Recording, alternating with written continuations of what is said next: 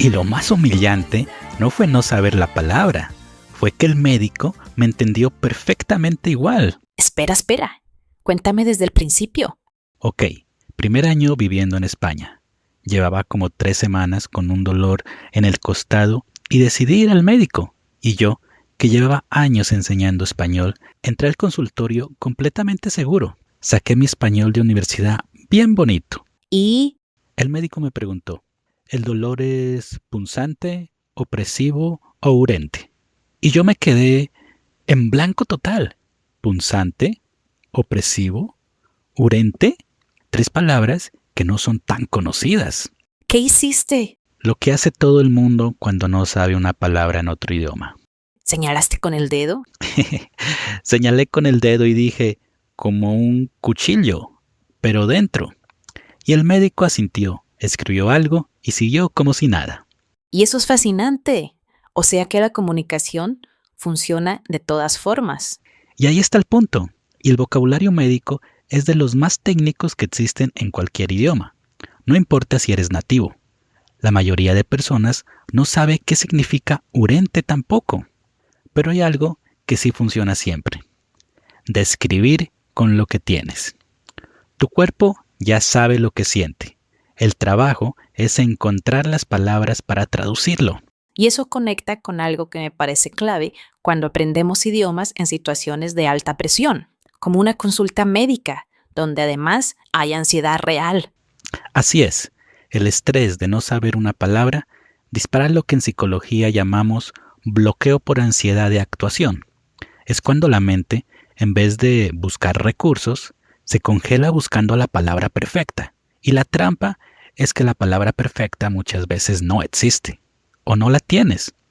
Lo que sí tienes es la capacidad de rodear el problema, de escribir en vez de nombrar. ¿Qué es exactamente lo que hace el personaje de hoy? Y lo hace bastante bien, considerando que es su primera vez en un médico chileno. Con todo lo que eso implica. ¿Hay modismos? Hay un par de cosas que solo se dicen en Chile. Ya verás. Escucha. Buenas tardes. Pase. Siéntese. ¿En qué puedo ayudar? Buenas tardes. Gracias. Mire, es que llevo unos días con un dolor aquí. Perdón, con un dolor en la guata, que es como se dice en Chile, ¿verdad? Exacto. En el estómago. Muy bien. ¿Y desde cuándo tiene ese dolor? Desde 4 días. No, 5. 5 días. ¿Y cómo es el dolor? ¿Constante o viene y va? Viene y va, especialmente después de comer. Como que aprieta. No sé si esa es la palabra correcta. Aprieta, como una presión. Perfecto. Eso me ayuda mucho. ¿Le acompaña algo más? ¿Náuseas, fiebre, algo así? Náuseas, sí, un poco. Fiebre no creo. No tengo termómetro en casa todavía. Sin termómetro. Bien. ¿Y cómo se siente al tacto si presiona aquí? Uy, sí, ahí duele más. ¿Mucho o poco? Como un 7 si el 10 es lo peor. Bien. Oiga, ¿ha tenido algún cambio en su alimentación últimamente? ¿Como algo diferente? Sí, el fin de semana fui a un asado. Comí bastante y tomé también. Igual bastante. Ya. ¿Y usted sufre del estómago normalmente? ¿Tiene antecedentes de gastritis, por ejemplo? Gastritis. No sé. En inglés se dice igual, ¿no? Nunca me habían dicho eso. Pero sí, mi mamá sí tiene. ¿Eso importa? Puede ser relevante, sí. Hay cierta predisposición familiar. Mire por los síntomas que me describe. El dolor postprandial, la presión, las náuseas. Lo más probable es irritación gástrica. No necesariamente grave, pero hay que tratarlo. Postprandial. ¿Eso es después de comer? Exactamente. Post, después. Prandial, de la comida. Lo usamos mucho. Oye, eso es útil saberlo. Le voy a recetar un protector gástrico y le pido que evite el alcohol, las comidas, las grasas y el café por al menos 2 semanas. ¿Toma algún medicamento actualmente? No. Bueno, ¿ibuprofeno cuenta? A veces tomo para el dolor de cabeza. El ibuprofeno puede irritar la mucosa gástrica. Por ahora, mejor evitarlo también. Si tiene dolor de cabeza, use paracetamol. Eso no lo sabía. ¿Y si el dolor sigue después de las 2 semanas? Vuelve y lo evaluamos. Puede que necesitemos hacerle una endoscopia para ver bien cómo está el estómago por dentro. Pero probemos primero con el tratamiento. Ok, muchas gracias, doctora. Perdón por no tener el vocabulario muy claro. Para nada. Se explicó muy bien. Como que aprieta. Es exactamente lo que necesitaba saber. Ay, menos mal. ¿Cómo que aprieta? Ese es el momento del episodio para mí. Porque funciona perfectamente y Ethan ni lo sabe. Ni lo sabe. Y fíjate, lo que hace la doctora Vázquez al final. No lo deja con la inseguridad de haber comunicado mal. Se lo confirma. Se explicó muy bien. Eso es lo que hace un buen interlocutor. Valida la comunicación, no solo el vocabulario. Hablemos del inicio, porque Ethan hace algo que me parece muy inteligente. Aunque fue casi accidental, dice la guata y luego se autocorrige, preguntando si está bien dicha la palabra. Eso se llama verificación metacognitiva. Cuando no solo dices algo, sino que preguntas si lo dijiste bien. Y es un hábito de oro para alguien que está aprendiendo, especialmente en un contexto técnico. Y en Chile, la guata es completamente normal en el habla coloquial para referirse al estómago o al abdomen. Un médico chileno lo entiende sin problema, pero si estás en México, dices la panza o el estómago. En Colombia decimos la barriga o directamente el estómago. O sea que hasta para las partes del cuerpo hay variación regional. ¡Enorme! El cuerpo humano tiene como 10 nombres distintos según donde estés en el mundo hispanohablante. Lo que podría ser un episodio entero. Apúntalo. Ahora el vocabulario que aparece acá, porque hay varias palabras que merecen un momento. Postprandial. Me pareció que iba a quedar ahí flotando, pero la doctora lo explicó en el momento. Y eso es un modelo perfecto de lo que puede hacer cualquier médico y de lo que debería pasar más en general cuando un hablante técnico y uno no técnico están en la misma conversación. Desglosar la palabra en su momento, sin hacer sentir ignorante al paciente. Post, después, prandial, de la comida. 2 segundos y ya tienes la palabra para siempre. Ethan lo capta enseguida. Oye, eso es útil saberlo, que es una respuesta muy natural, muy de alguien que está aprendiendo en tiempo real. Muy de alguien que está aprendiendo, sí. Y hay otro momento lingüístico importante que quiero señalar. Cuando la doctora le pregunta por sus antecedentes. Esa palabra en contexto médico no significa lo mismo que en otros contextos. Claro, porque antecedentes en general puede ser tu historial, tu pasado e incluso un contexto legal. Exacto, pero en una consulta médica, antecedentes son sus enfermedades previas o las de su familia.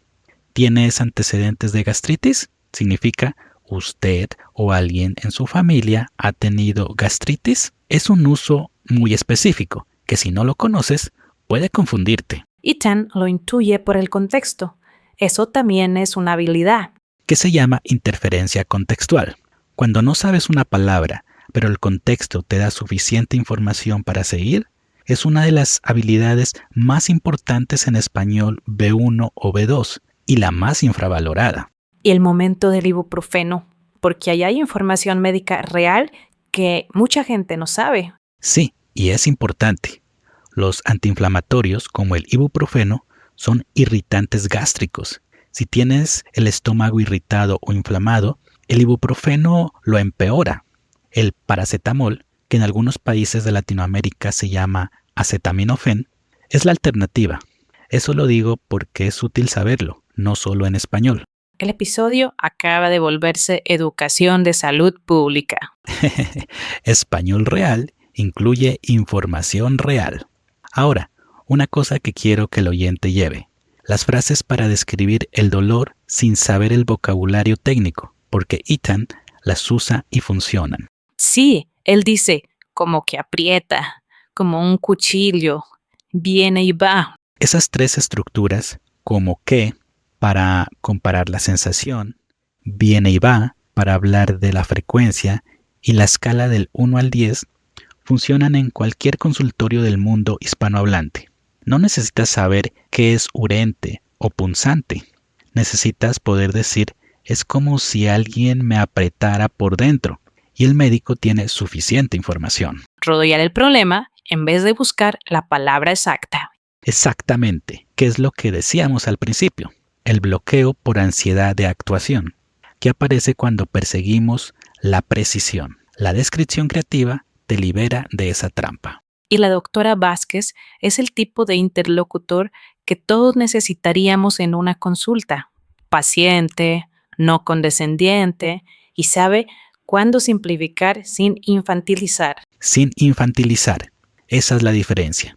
Simplificar y hablar más despacio no es lo mismo que hablar con alguien como si tuviera 5 años. Bien, segunda escucha. Esta vez, fíjate en cómo Ethan construye sus descripciones cuando no tiene la palabra exacta y en cómo la doctora recoge esas descripciones imperfectas y las convierte en información médica útil. Eso es lo que queremos aprender a hacer nosotros también. Y fíjate en el momento del ibuprofeno, que nadie llegue a una consulta médica sin saber esto. Claro que sí. Buenas tardes. Pase. Siéntese. ¿En qué puedo ayudar? Buenas tardes. Gracias. Mire, es que llevo unos días con un dolor aquí. Perdón, con un dolor en la guata, que es como se dice en Chile, ¿verdad? Exacto. En el estómago. Muy bien. ¿Y desde cuándo tiene ese dolor? Desde 4 días. No, 5. 5 días. ¿Y cómo es el dolor? ¿Constante o viene y va? Viene y va, especialmente después de comer. Como que aprieta. No sé si esa es la palabra correcta. Aprieta, como una presión. Perfecto. Eso me ayuda mucho. ¿Le acompaña algo más? ¿Náuseas, fiebre, algo así? Náuseas, sí, un poco. Fiebre no creo. No tengo termómetro en casa todavía. Sin termómetro. Bien.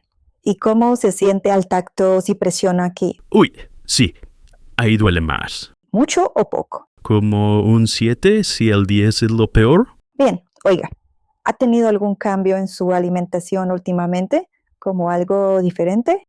Sí, el fin de semana fui a un asado. Comí bastante y tomé también. Igual bastante. Ya. ¿Y usted sufre del estómago normalmente?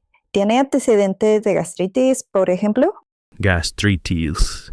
No sé. En inglés se dice igual, ¿no? Nunca me habían dicho eso. Pero sí, mi mamá sí tiene. ¿Eso importa? Puede ser relevante, sí. Hay cierta predisposición familiar. Mire por los síntomas que me describe. El dolor postprandial, la presión, las náuseas. Lo más probable es irritación gástrica. No necesariamente grave, pero hay que tratarlo. Postprandial. ¿Eso es después de comer? Exactamente. Post, después. Prandial, de la comida. Lo usamos mucho. Oye, eso es útil saberlo. Le voy a recetar un protector gástrico y le pido que evite el alcohol, las comidas, las grasas y el café por al menos 2 semanas. ¿Toma algún medicamento actualmente? No. Bueno, ¿ibuprofeno cuenta? A veces tomo para el dolor de cabeza. El ibuprofeno puede irritar la mucosa gástrica. Por ahora, mejor evitarlo también. Si tiene dolor de cabeza, use paracetamol. Eso no lo sabía. ¿Y si el dolor sigue después de las 2 semanas? Vuelve y lo evaluamos. Puede que necesitemos hacerle una endoscopia para ver bien cómo está el estómago por dentro. Pero probemos primero con el tratamiento. Ok, muchas gracias, doctora. Perdón por no tener el vocabulario muy claro. Para nada. Se explicó muy bien. Como que aprieta. Es exactamente lo que necesitaba saber. Ay, menos mal. Antes de cerrar, una tarea para los comentarios, y esta me interesa mucho. Dime. Ethan describe su dolor diciendo, como que aprieta. Esa estructura, como que, es una descripción física. Es poderosísima en español. Cuéntanos en los comentarios, ¿cómo describirías tú un dolor de cabeza usando esa misma estructura? Como que termina la frase en español. No busques la traducción exacta de lo que dirías en tu idioma. Descríbelo. Me encanta esa tarea porque no tiene respuesta incorrecta. No tiene respuesta incorrecta. Si quieres practicar este tipo de vocabulario en una conversación real y no solo en una sala de espera con dolor de guata, puedes escribirme y programar una charla conmigo. Hasta el próximo episodio. Hasta luego y tomen paracetamol, no ibuprofeno. Profe James y Sofía, voces reales.